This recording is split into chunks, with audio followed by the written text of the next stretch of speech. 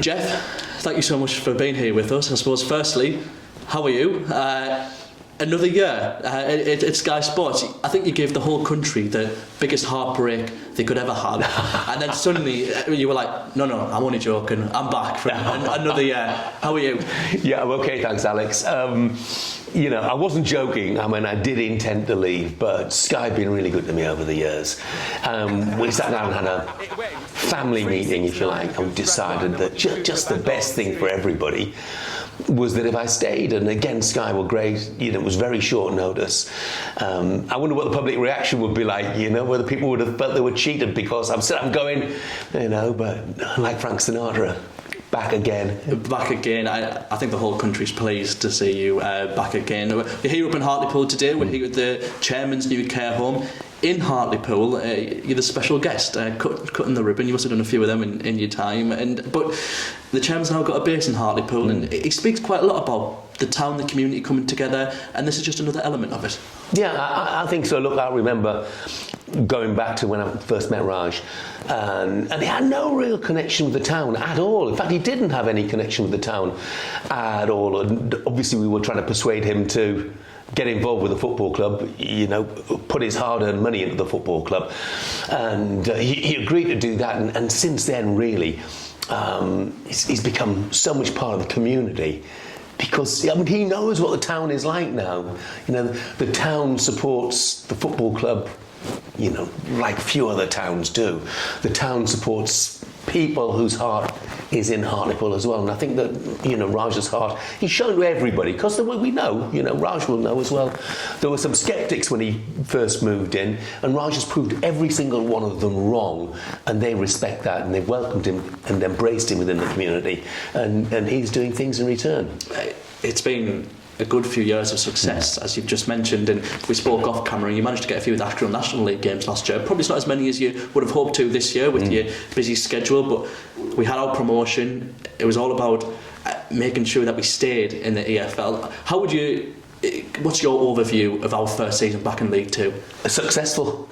I thought it was a successful season. If anybody at the start of this season had said, bearing in mind, promoted from the National League on June the 19th, we were so far behind in terms of signing players. And of course we lost some players that we didn't want to lose.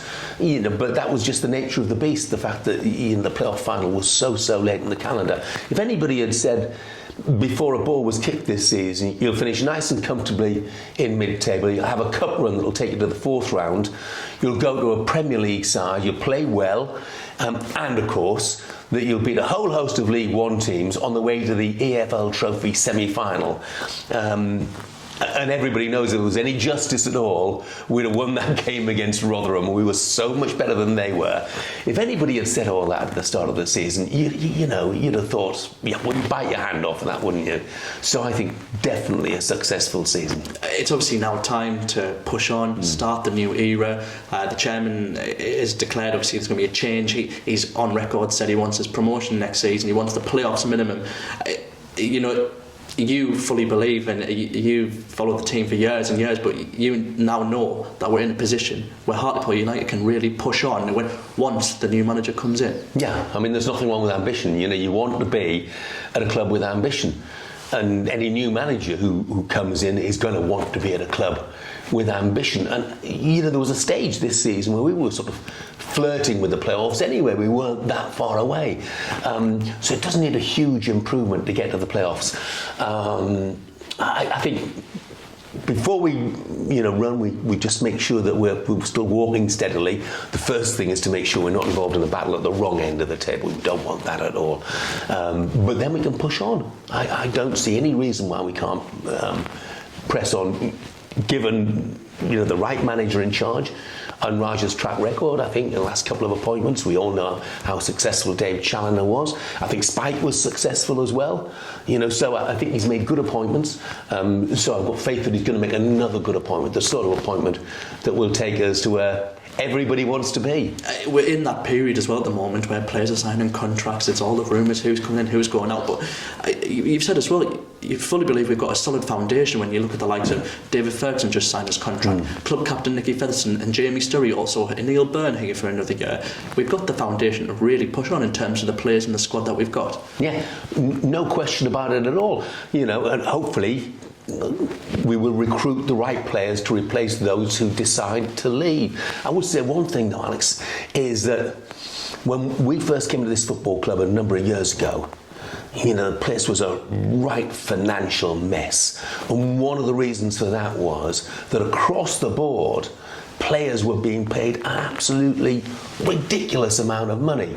And one of the first tasks that the new regime had was to get rid of some of those players. And in some cases, it meant actually paying them to leave. We can't ever be in that situation again. We can't ever be playing over the odds. And I know the fans are desperate for us to push on, and so am I. But the future of the football club, that comes first.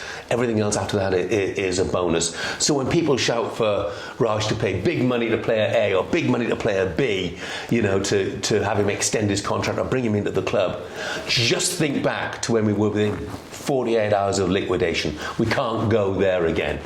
But we still have to be ambitious. We can certainly be ambitious, and when we look at new players and new players who think it is Hartlepool the club for me, I think it's important for them just to look at the big moments of this season that's just happened. I know you were at a few of them, just to name a few: Rotherham, Crystal Palace. I know you were there when 6,000 poolies were at Selhurst Park in the London and all the areas surrounding. Talk to me about some of them big moments. Start with Palace. Obviously the result on the day is what it is, but it was so much more than that. I was with Steve Parish that day, the Palace chairman, and he was drawing comparisons between the Crystal Palace that he took over and Hartlepool, and how Palace had grown since then, and he could see a lot of what he saw in Crystal Palace in Hartlepool as well. Fanatical supporters for a start. We all know that Palace supporters are just about the loudest in the Premier League, and we all know the Poolies are definitely the loudest in League Two. And to see them mixing beforehand in the giant Sainsbury's, wasn't it, outside the ground, was absolutely brilliant. And the game it got off to the worst possible start. We couldn't have got off to a worse start. But I thought in the second half, we really showed that we could play. We could play. We weren't overawed by a Premier League side, and a blooming good Premier League side as well, with some quality players. And we did ourselves proud, and not just as a team, but as a club. And every Palace fan that I know now thinks of Hartlepool as their second club, and most Hartlepool fans think of Crystal Palace as their Premier League club, which is great. We had that fantastic moment, and it's not just being away from home, and the away fans are being fantastic, but at home we now are averaging 5,500 fans, and it's important to keep that momentum. And the other big moment, Blackpool at home, the amount of high division teams we've beaten, and then Rotherham came along and we've packed out the Suit Direct Stadium, and I know you saw all of the scenes, and it's probably scenes that we haven't seen at the Suit Direct at Hartlepool in a very, very long time. Yeah, and look, we beat so many League One sides during the course of the season. I lost track, to be absolutely honest. I think it was 7. Absolutely, it was just amazing, and part of that is down to the atmosphere at the Suit Direct, isn't it? Of course, a lot of it's down to the players, but part of it's down to the atmosphere. No opposing player wants to come to the Suit Direct because they know it's got that